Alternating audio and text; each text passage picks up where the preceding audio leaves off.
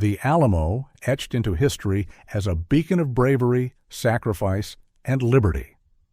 But what if the familiar story you've heard isn't the full picture?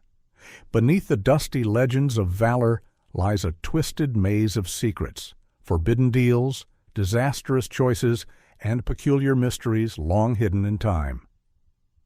Why did American settlers openly defy Mexico's most sacred laws without consequences?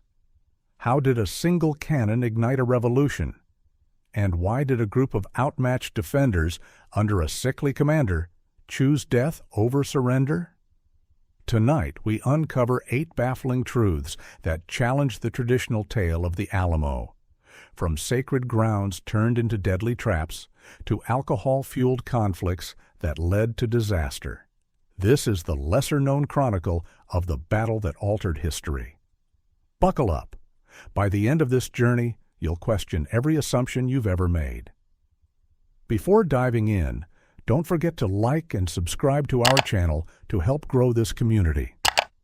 As white settlers from the American South pushed deeper into Texas, they came chasing visions of prosperity through cotton farming.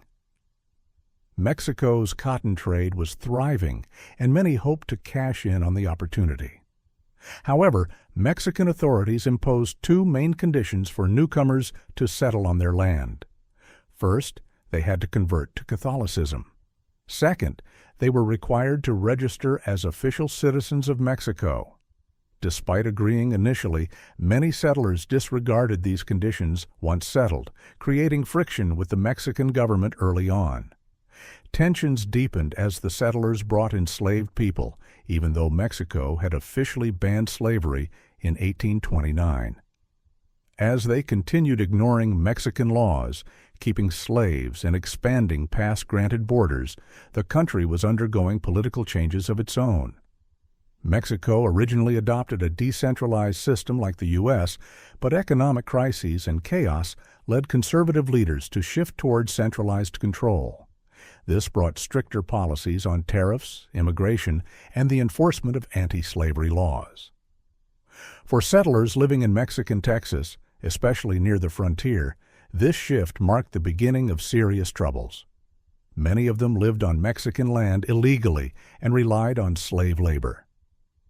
Calling the new laws oppressive, settlers began to rise up in revolt. In response, Mexican officials blamed the chaos on undocumented American immigrants who rejected the authority of the Mexican state. The Texas Revolution's first battle came in October 1835 at Gonzales, though the lead-up began days earlier in a colony established by Green DeWitt. DeWitt had earlier secured a 6-pound cannon from Mexican officials for defense against hostile indigenous attacks. When word spread that DeWitt's representatives were part of rebellious gatherings, Colonel Domingo de Ugartechea was dispatched to reclaim the cannon. Although he expected resistance, Ugartechea couldn't have predicted that this mission would spark a string of confrontations between settlers and the military, fights that would evolve into a full-scale war. True to form, the Texans refused to return the cannon. To make their stance clear, they raised a flag over it that read, "Come and take it." Soon, the number of Texan fighters surged past 160. Using surprise tactics, they quickly overpowered the Mexican troops. And just like that, the Texas Revolution officially began. Today, we see the Alamo as a fort, but originally it was built as a mission, a religious outpost used by missionaries as a base for spiritual work and supplies. Later, in response to attacks by nearby native groups, Mexican forces converted it into a temporary fort. But the Alamo wasn't designed to endure heavy artillery attacks. It was meant to fend off smaller raids. It also lacked proper firing ports for rifles. Defenders had to stand exposed on raised platforms to shoot over the walls, placing themselves at risk. After the victory at Gonzales, many settlers who had helped repel the Mexican army returned to their homes.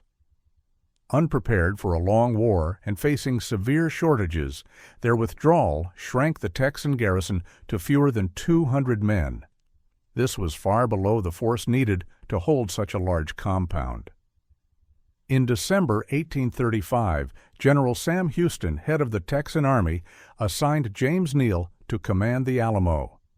Neal accepted, but left soon after to care for ailing family members. His departure left Lieutenant Colonel William B. Travis as the ranking officer. This change angered Colonel James Bowie, famous for his signature knife. The troops also favored Bowie, voting him into leadership because of his fearsome reputation in combat. Though the vote settled the matter, Bowie's first act as commander involved a drunken disturbance. Eventually, he agreed to share authority with Travis.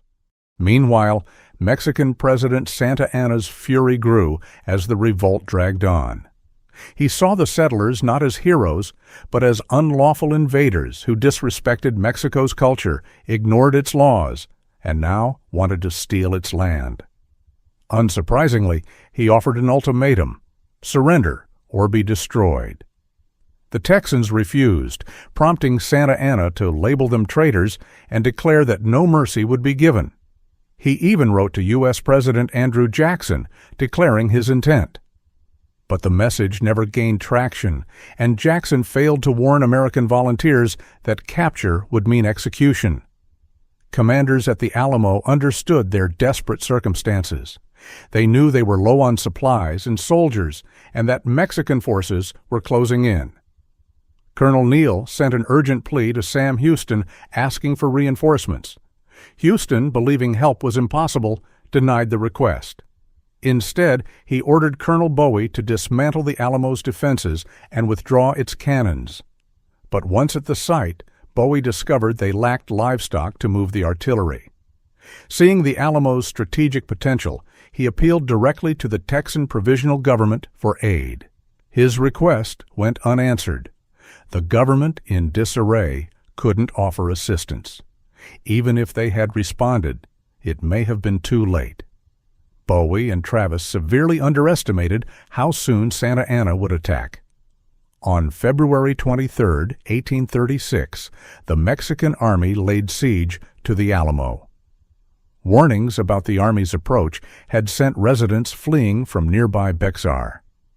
Though uncertain, Travis placed a sentry in the bell tower of San Fernando Church. Not long after, scouts spotted Mexican troops barely a mile from the settlement. Still, the Texans were gravely unprepared. They lacked enough men, weapons, and food to endure a drawn-out siege.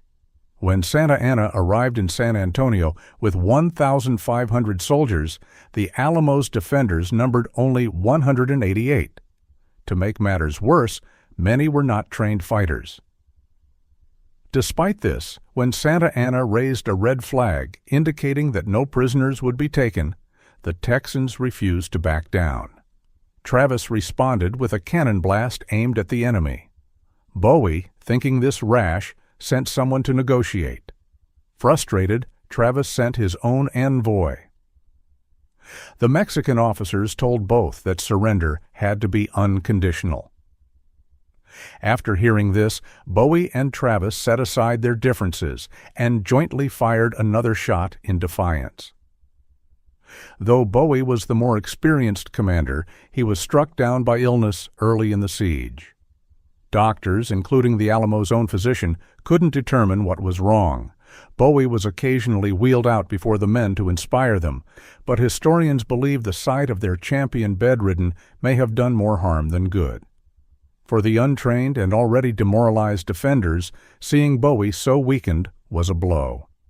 As the final battle neared, he officially handed over command to Travis.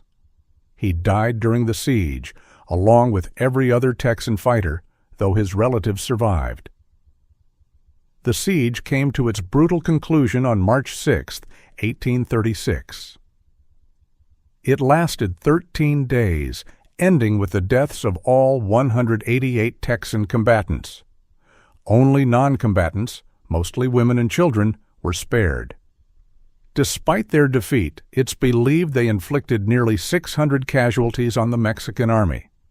More importantly, the fall of the Alamo stirred a fierce determination in the hearts of Texans. The site became a powerful symbol, fueling the revolution and paving the way for Texas's independence. The defenders of the Alamo were wiped out, but a revolution was born. Yet, those 13 days still echo with unresolved questions. Why did Travis and Bowie, rivals in leadership, unite in that final act of defiance? What really ended Bowie's life, an undiagnosed illness or something more sinister? And why did Santa Anna's overwhelming force suffer such devastating losses? Though remembered as heroes, the defenders' legend may hide uncomfortable truths. What if the real story isn't one of glory, but one of failure? Failures in strategy, failures in unity, failures that sealed their fate. We celebrate the Alamo as a call to arms, but could it also serve as a cautionary tale? A lesson in pride, treachery, and the consequences of rebellion? Even now, the strangest parts of this tale may be hiding in plain sight. Let us know what you think. What's the one mystery about the Alamo that still leaves you puzzled? Thank you for watching today's episode on Empire History Central. Stay with us by liking and subscribing to our channel for more detailed history deep discoveries.